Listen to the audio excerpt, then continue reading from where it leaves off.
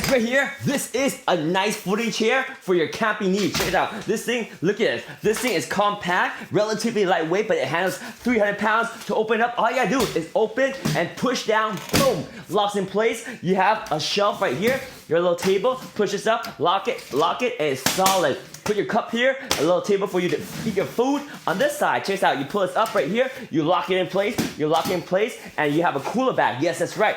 In here, you have a 12-liter cooler bag for your soda can. You put some ice in there. This is a nice cooler right here. Keep things nice and cool. And you also have a little cover to flap it up right there. Pretty cool. And this chair from KINGCAMP looks good. It's got everything you need to go camping. Oh man, it's very comfortable and it supports up to 300 pound of capacity. Table right here, drink right here. I mean, look how solid this thing is. Even the cooler is very solid. And then we're ready to go. Oh, time to go. Easy, easy.